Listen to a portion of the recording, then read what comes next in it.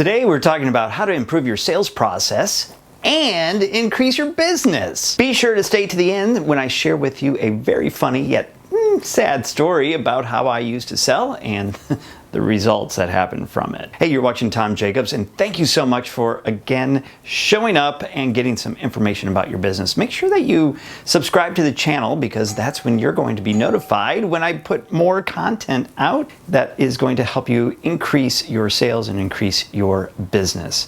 So make sure you do that right now. And of course, I always appreciate any comments below. So let's dive right into it. My tips and tricks to increase your sales and increase your revenue at the same time. So first of all, you have to acknowledge that sales is a process. It is not up to that that sleazy salesperson, that we all always think about with the plaid jacket. They're usually a used car salesperson, and just this caricature of what sales typically was. Sales got a bad rap because of the kind of the gregarious people that were always involved in sales. They always just seem slick and they're like talking and all that good stuff. But that is not what sales really has evolved to today. Sales is an absolute process that when you step through it step by step by step in the right order, you will get the same results over and over again. What's that old saying? The definition of insanity is doing the same thing over again and expecting a different result. Part of that is very true, that if you do the same things over and over again, you're going to get the same result, which is a sale, as long as you have perfected the sales process. So the very first thing that you have to acknowledge is that it is a process. So here are my 3 tips on how to increase your sales and therefore increase your business. So the very first thing is scripted. Scripting is very, very key to making sure that you are consistently delivering the same sales presentation over and over again. And a lot of people, they feel like, oh, I don't want to sound scripted. I don't want to have to memorize something. It's not necessarily about memorizing a script verbatim. It's about knowing the questions to ask and the sequence that you're going to take them through. Scripting it out is going to help you because now you don't have to search for words that you need to use when you're in the sales presentation. And the sales presentation, when I say that, it's the entire time that you're doing the sales, which most of that time is you asking questions. So that's the very first thing. Make sure that you script out the entire process of your sales so that it is consistent over and over again. And if you consistently don't make sales, obviously you want to change that up so that you are getting sales. So number 1, make sure you script it all out. The second thing is the very first interaction with your prospect when they first phone you up or they see you in person. It's that small talk, what we call rapport building. People buy from those that they know, like, and trust. We've heard that saying over and over again. But what does that really mean? It means having some small talk and really human interactions with the person that is sitting in front of you. In my businesses, I've scripted out small talk because I've trained other salespeople. For a lot of people that are introverted, like myself, oftentimes it's kind of hard to just have that little chit-chat moment with people because we just want to get right into the business, right? But a lot of people want to have that chit-chat, get to know you, like you, and trust you. So I always script out that small talk to make sure that I'm understanding who that person is. Some of the questions are very easy. It's like, wow, crazy weather we're having today, right? Or how is the traffic getting over here? Tell me a little bit about the work that you do. Things like that gets the prospect talking, and that lowers their anxiety level and also gets you some more information about who they are and what they're looking to accomplish. So I'm going to tell you a little story here about one prospect that came in and why small talk is so important. Susan was coming to see me because that's when I had my fitness center. When she came into the building, I was like, oh, hey, Susan, my name is Tom. I'll be speaking with you today.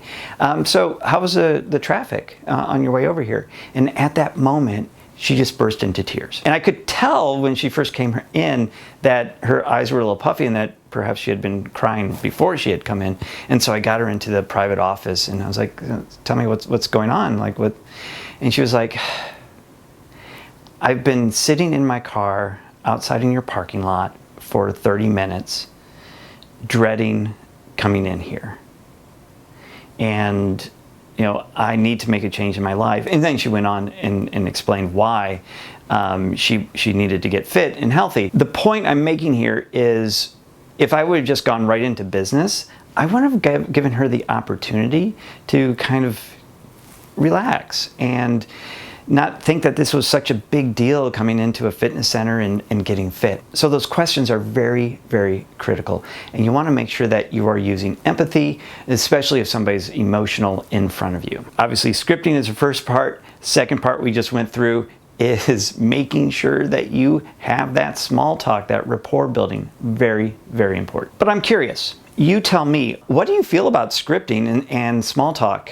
Is it important in the sales process? I always like to hear what other people have to say and people's opinions. Just don't be trolly about it. Make some comments below. I'd love to hear what you're thinking about small talk and scripting the whole sales process. All right, now on to the third. The third thing is making sure that you have appropriate questions to get the appropriate responses.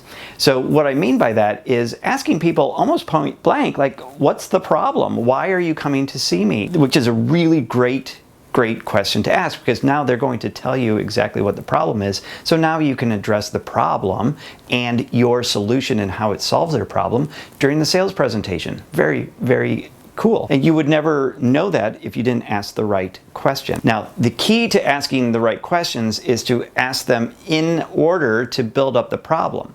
So the first might be, well, what seems to be the issue that you want to solve? And then asking, who says it's a problem? Is it really a problem? Well, if it really is a problem, they wouldn't have brought it up in the first place, right? So you're asking that to elicit even more urgency about solving the problem. They're like, oh yeah, it's a huge problem because XYZ, or Bob in accounting has said that it was very important, and Janet down in HR, she's like, wow, this is a huge problem, we need to solve it. They're going to be building that problem up in their head, which is going to make your job so much easier when you go and tell them what the solution is and you customize that solution to hit their problems. Now you're absolutely golden in terms of making the sale. Tip number one is you definitely need to have everything scripted. Tip number two is that you absolutely want to have small talk and create that rapport. And then, of course, questions at the is the third part there.